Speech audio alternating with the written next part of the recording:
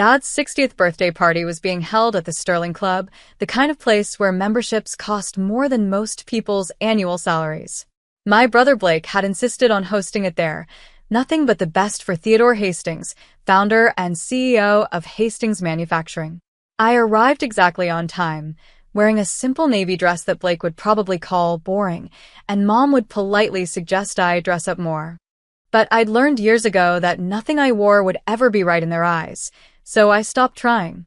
The ballroom was already full of Dad's business associates, country club friends, and extended family.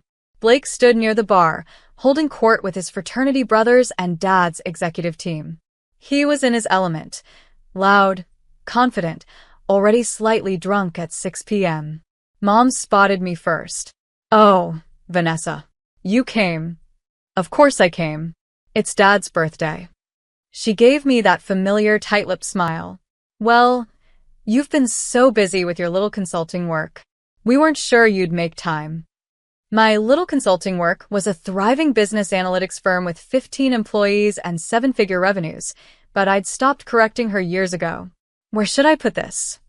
I held up the gift I'd brought, a first edition of Dad's favorite business book that I'd tracked down after 3 months of searching.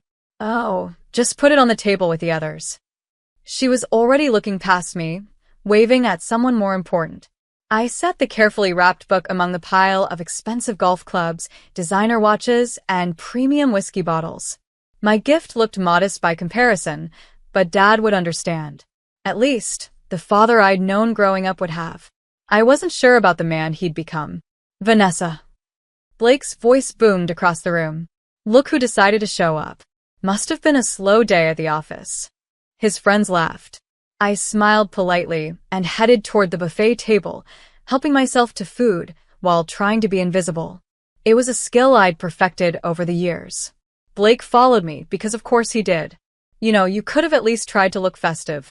This is a celebration." "I'm celebrating," I said calmly. Quietly. "That's your problem, Ness. Everything's always quiet with you. No ambition, no drive. Dad built an empire and you're content running a little spreadsheet business." I took a bite of salmon and said nothing. Engaging with Blake when he was drinking never ended well. "But hey," he continued, draping an arm around my shoulders in a way that looked affectionate but felt possessive, "at least you'll be taken care of. Family's family, right? Even if you didn't earn it." I stepped away from his arm. "Excuse me." I found a quiet corner and ate my dinner, watching the party unfold.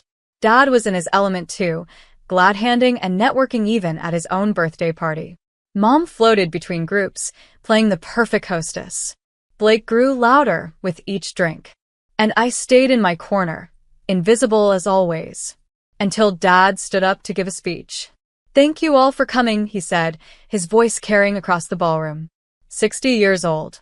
Hard to believe. Feels like just yesterday, I was starting Hastings Manufacturing in a rented garage with nothing but a drill press and a dream. Applause. Dad smiled, basking in it. I've been blessed in business and in life. Great friends, wonderful colleagues, and most importantly, family. He gestured toward Mom, who beamed. Then toward Blake, who stood up straighter. My son Blake, who's been working alongside me for the past 8 years. Learning the business inside and out. More applause. Blake actually took a small bow. Dad's eyes found me in my corner. And my daughter Vanessa, who's always been, well, she's here tonight and that means a lot. Polite, scattered applause. I nodded slightly, used to being the afterthought. "I'm not getting any younger," Dad continued. "And I've been thinking a lot about legacy, about succession, about what happens to Hastings Manufacturing when I'm gone." The room went silent. This was what everyone had been waiting for. "I haven't made any final decisions yet," Dad said, and I saw Blake's face fall slightly. "But I want you all to know that the company is in good hands. The next generation of Hastings leadership is ready." He raised his glass. "To family, to business, and to the future." "To the future," everyone echoed. As the party continued, I noticed Blake pulling Dad aside, their heads close together in intense conversation. I couldn't hear what they were saying, but Blake's body language was urgent, almost pleading. Dad patted his shoulder and nodded. Blake's face broke into a huge grin. 20 minutes later, Blake was back with his friends at the bar, and I was close enough to hear their conversation while pretending to examine the dessert table. "It's happening," Blake said, his voice carrying that particular tone of drunk confidence. "Dad's signing the business over to me. Finally." "Seriously?" one of his friends asked. "The whole thing?" 85%, Blake said. "Keeping 15 for himself to advise, but I'll be CEO, majority owner, the whole deal. We're meeting with the lawyers next week to draw up the papers." "What about your sister?" Blake snorted. "What about her? She walked away from the family business years ago to play with spreadsheets. Dad's giving her some token payout, but the company goes to me. As it should. I've earned this. I've put in the work." "She doesn't deserve it anyway," another friend chimed in. "No offense, but she's barely even here half the time." "Exactly," Blake agreed. "Dad built this company for someone who'd appreciate it, who'd carry on the legacy. That's me, not her." They all raised their glasses in congratulations. I watched Blake's face, flushed with alcohol and triumph and certainty that he'd finally won. I picked up a small plate of dessert and went back to my corner. About an hour later, there was a small commotion at the entrance. A distinguished-looking man in his 60s had arrived, scanning the crowd. Dad spotted him and frowned. "Robert? I wasn't expecting you tonight." Robert Morrison, Dad's corporate attorney for 20 years, looked uncomfortable. "Theodore, I apologize for the intrusion, but there's an urgent matter we need to discuss. It can't wait until Monday." Urgent? "What kind of urgent?" Robert's eyes found me across the room, then looked back at Dad. "Perhaps somewhere private?" "Anything you need to say can be said here," Blake interjected, walking over. "We're all family and friends." Robert hesitated, then pulled out a folder from his briefcase. "Very well. Theodore, I received a formal notification this afternoon regarding Hastings Manufacturing's corporate structure. Specifically, regarding majority share ownership." "Yes," Dad said impatiently. "What about it?" "According to the documents filed with the State Corporation Commission, you currently own 43% of Hastings Manufacturing." "I know that," Dad said. "I sold some shares years ago for capital, but I'm still the majority shareholder and CEO." "Actually," Robert said carefully, "you're not the majority shareholder." The room had gone completely silent. Everyone was listening now. Blake laughed. "Of course he is. Who else would?" "Your sister," Robert interrupted, looking directly at Blake. "Vanessa holds 81% of voting shares in Hastings Manufacturing. She's held majority control for 7 years." The glass in Blake's hand slipped and shattered on the marble floor. The silence that followed was absolute. "That's impossible," Dad said, his face going pale. "I never sold her." "You didn't," Robert agreed. "Harold Hastings did." "Grandpa," Blake stammered. "Grandpa's been dead for 9 years. 8 years and 7 months, I said quietly, speaking for the first time. "He died 2 weeks after I graduated from business school." All eyes turned to me. Robert nodded. "Harold Hastings owned 51% of the company as founder. When he passed, according to his will and trust documents, those shares were transferred to his granddaughter, Vanessa Marie Hastings." "Why wasn't I told about this?" Dad demanded. "You were told," Robert said gently. "I personally delivered the notification to you 8 years ago. You were not in a good place at the time. Your father's death hit you hard. You said you'd deal with it later and never followed up." I watched Dad's face as memory struggled through denial. His father had died suddenly, a heart attack at 72. Dad had been devastated, barely functional for months. "I don't remember," Dad started. "I have the signed receipt," Robert said, pulling out another document.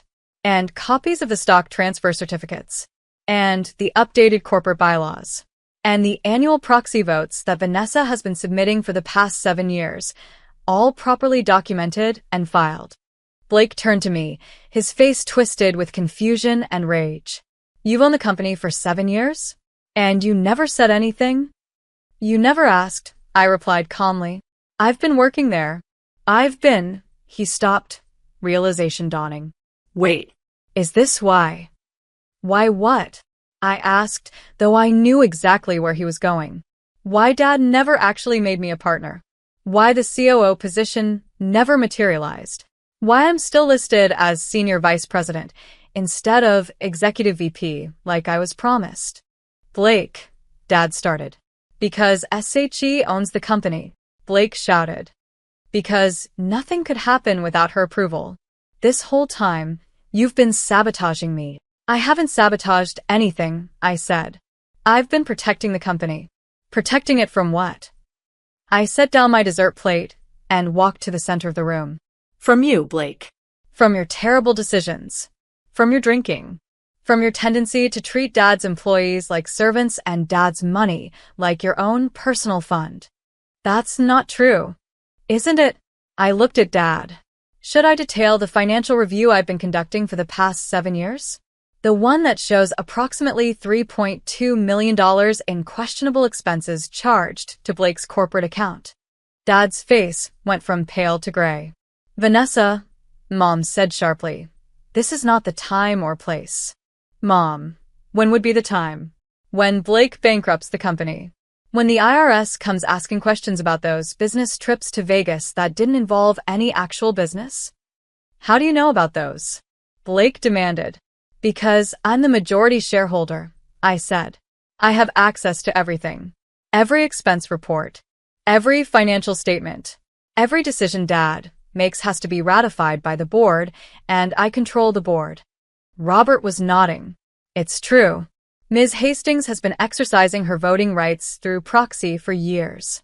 She's approved all major financial decisions, vetoed several questionable initiatives, and maintained oversight of company operations. You've been spying on me, Blake accused. I've been doing my fiduciary duty as majority shareholder, I corrected. There's a difference. Dad finally found his voice. Vanessa, why didn't you tell me? Why didn't we discuss this? We did discuss it, Dad. 8 years ago. You told me to handle it because you couldn't deal with Grandpa's death. So I handled it. By secretly controlling my company? It's not your company, I said gently but firmly. It's Grandpa's company. He founded it. He built it. And he left it to me. Why? Blake demanded. Why you and not Dad? Why you and not me? I pulled my own folder from my purse. I'd been carrying it all night, waiting for this moment. Because Grandpa saw clearly. He loved Dad, but he knew Dad's weaknesses. The need to be liked. The inability to say no. The tendency to choose family loyalty over business sense. I opened the folder and pulled out a letter. This is from Grandpa, written to me 2 weeks before he died. He knew his heart was failing. He knew he needed to make arrangements. Read it, Dad said quietly. I cleared my throat and began. Dear Vanessa, by the time you read this, I'll be gone. I hope your father gave you this letter personally, but knowing Theodore, he probably couldn't bring himself to do it. That's okay. It's who he is. I'm leaving you controlling interest in Hastings Manufacturing. Not because I love you more than your father or your brother, but because I trust you more. Theodore is a good man, but he's weak where Blake is concerned.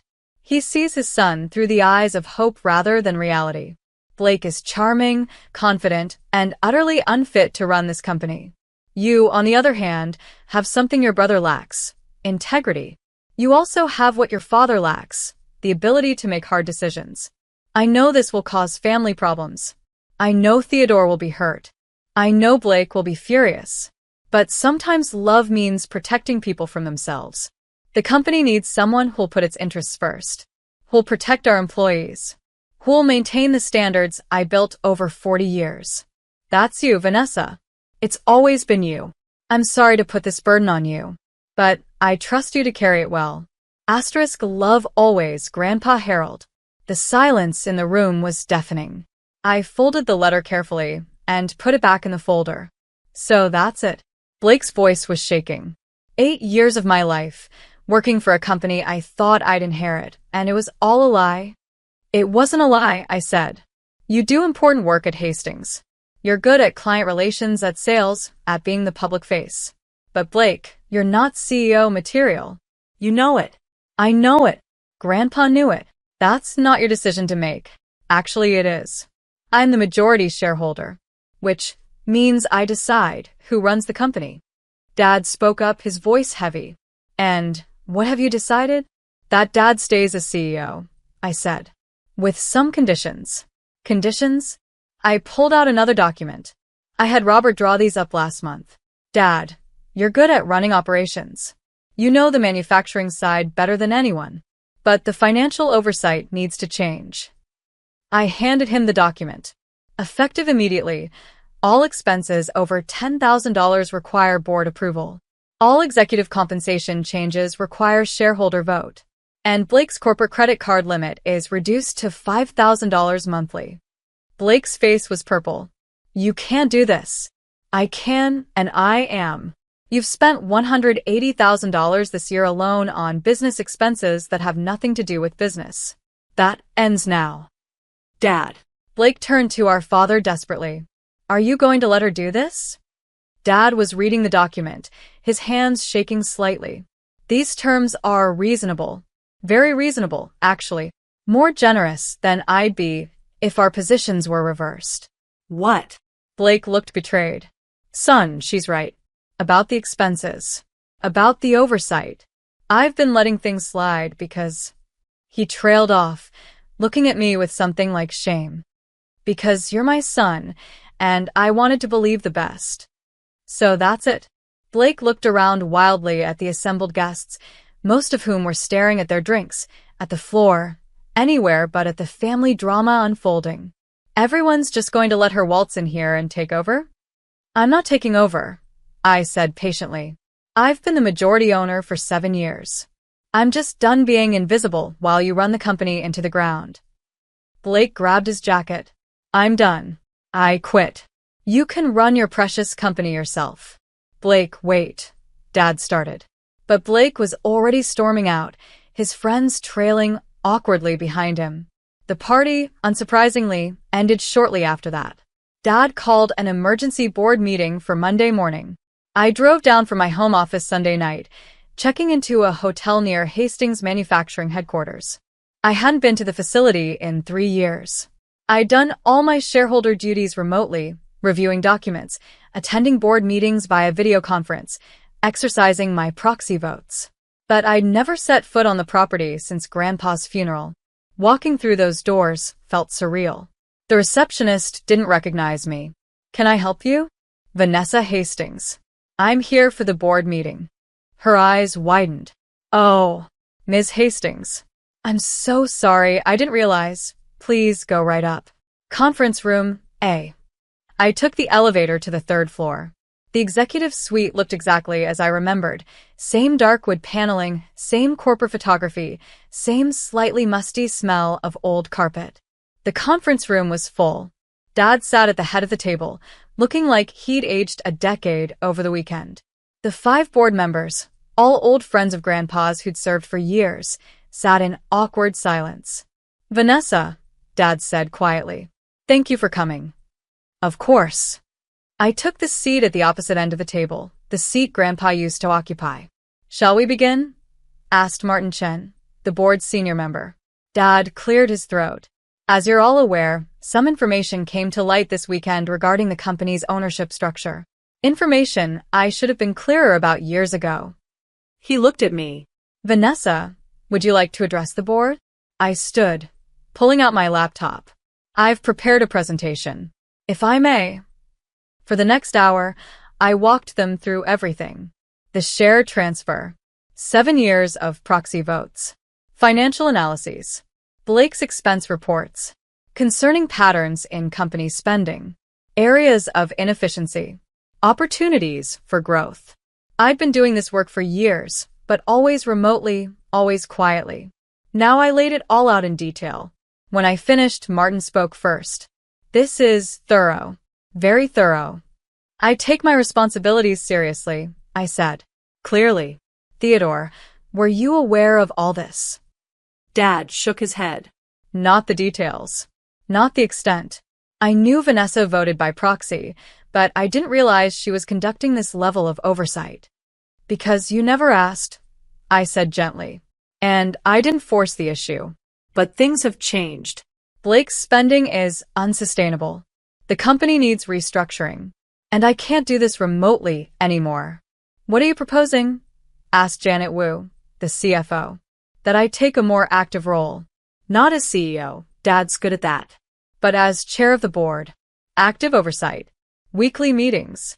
Direct involvement in major decisions. I looked at Dad. I'm not trying to push you out, but I can't be a passive shareholder anymore. Dad nodded slowly. I understand. And you're right. About all of it. I've been negligent. In many ways. The board voted unanimously to approve my proposal. I was officially chair of the board of Hastings Manufacturing. After the meeting, Dad asked me to stay.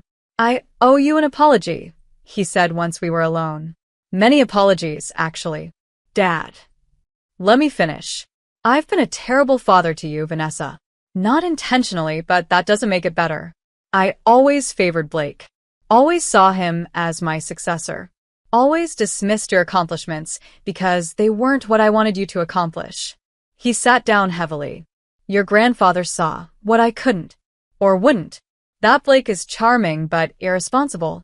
That you have the integrity and intelligence this company needs. That I was too weak to admit it. You're not weak, Dad. I am. Especially where Blake is concerned. I wanted so badly for him to be ready. To be worthy. I overlooked everything that proved otherwise. What are you going to do about Blake? I asked. Dad sighed. I don't know. He's not speaking to me. Your mother is furious with both of us.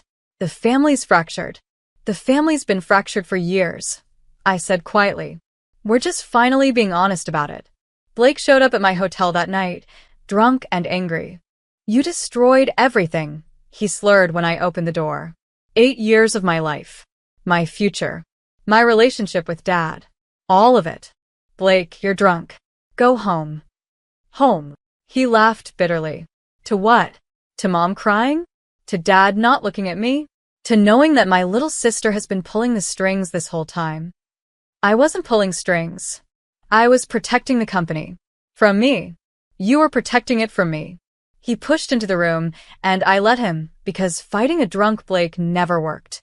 You think you're so much better than me. So much smarter. So much more worthy. I don't think that. Yes, you do, he shouted. You and Grandpa both. You both decided I wasn't good enough. Wasn't smart enough. Wasn't worthy of the family business. Blake, sit down. Please. He collapsed into a chair, his anger dissolving into something that looked like grief. I tried so hard. For 8 years, I worked my ass off. And it didn't matter. Because you owned it all along. You didn't work that hard, I said gently but honestly. You came in late, left early, took long lunches, charged personal expenses to the company. I have the records, Blake. All of them. Because it didn't matter. He looked up at me with red eyes. Why work hard when the outcome was predetermined? When my baby sister already owned everything? You didn't know I owned it. You worked that way because that's who you are. The truth of that hung in the air between us. What happens now? He asked finally. That depends on you. On me. I sat down across from him. You're still senior VP. You still have a job. You're still good at client relations. If you can get your spending under control, if you can show up consistently, if you can actually do the work you're being paid for, then you keep that position. Under your supervision. Under appropriate oversight, yes. That's how businesses work, Blake. Especially when you've proven you can't be trusted with unlimited funds. He was quiet for a long moment. And if I can't do that? If I can't work for my little sister? Then you resign, and we part ways professionally. You'd still be family, but you wouldn't be at Hastings. Some choice. It's more of a choice than you've given Dad for 8 years, I pointed out. You've been running up expenses, making promises to clients without board approval, treating the company like your personal playground. At least I'm giving you an option to fix it.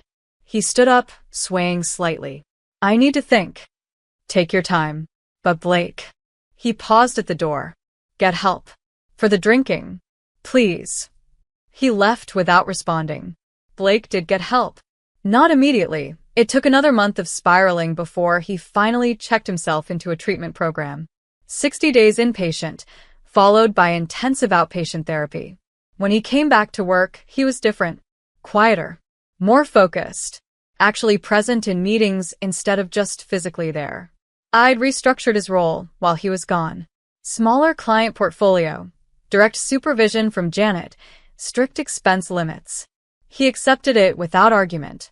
"I'm not happy about this," he told me in our first one-on-one meeting after his return. "But I'm trying to understand it. That's all I ask." I talked a lot about family in therapy, about being the golden child, about how that messed me up in ways I didn't realize. And I'm starting to see how I treated you. How we all treated you. Like, you didn't matter because you weren't who we wanted you to be. Blake. No, let me say this. I'm sorry. For all of it. For the dismissal, the mockery, the assumptions. For taking credit for work you were doing behind the scenes. For never once asking if you wanted to be involved. It was the first real apology I'd ever gotten from him. "Thank you," I said. "That means a lot." "I don't know if we can have a real relationship," he continued. "Brother-sister, not just boss-employee. But I'd like to try. If you're willing." "I'm willing," I said. "But Blake, it has to be real. Not just you wanting back into my good graces for business reasons." "I know. I'm in therapy twice a week. Working on it. All of it. We weren't close. Probably never would be. But it was something. With active oversight, Hastings Manufacturing transformed. I brought in consultants to streamline operations. Updated technology systems. Improved employee benefits. Cut wasteful spending while investing in growth areas. In 6 months, profits were up 18%.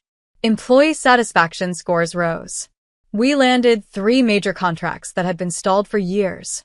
Dad and I developed a working rhythm. He handled day-to-day operations. I handled strategic planning and financial oversight. We met twice weekly to coordinate. "Your grandfather would be proud," he told me one day. "Of the company?" "Of you. Of how you've handled all this." "I'm proud too, even though I haven't shown it well." "You're showing it now. That matters." Mom was slower to come around. She still blamed me for ruining Blake's life and embarrassing the family. But eventually, even she had to admit the company was thriving. "I still don't understand why your grandfather did this," she said over lunch one day. "Why he cut out his own son. He didn't cut out Dad. Dad still has shares, still has salary, still runs the company. But you have control. Because Grandpa trusted me to use it well. And I have." She sighed. "I suppose you have. But it's changed everything." "Everything was already changed, Mom. We were just pretending otherwise." I stood in the conference room where, a year ago, Robert Morrison had shattered Blake's glass and my family's illusions. The board was assembled for our annual shareholder meeting. But this year, there was a new face, a young woman in her 20s, looking nervous. "Everyone," I said, "I'd like to introduce Taylor Morrison. She's joining our board as an advisor." Taylor just completed her MBA and has some innovative ideas about sustainable manufacturing. Taylor was Robert's granddaughter, brilliant and passionate about environmental business practices. She reminded me of myself at that age, full of ideas, desperate to prove herself, underestimated by everyone around her. I'd mentored her for 6 months. Now I was bringing her into the family business. "Vanessa," Dad said after the meeting, "was that necessary? She's very young." "So, was I when Grandpa left me 81% of the company," I pointed out. "Age isn't the issue. Vision is." He nodded slowly. "You're building your own legacy." "I'm building Grandpa's legacy. The one he entrusted to me." That evening, I visited Grandpa's grave. I'd been coming monthly since that birthday party, updating him on the company, on the family, on everything he'd set in motion. "It's been a year, Grandpa," I said, arranging fresh flowers. "A year since everything came out. Since Blake learned the truth. Since Dad realized what you'd done." The cemetery was quiet, just birds and wind. The company's doing well. Really well. Blake's in recovery. Dad and I have a better relationship than we've had in years. Mom's mom. But she's trying. I sat on the bench near his headstone. I understand now why you did it.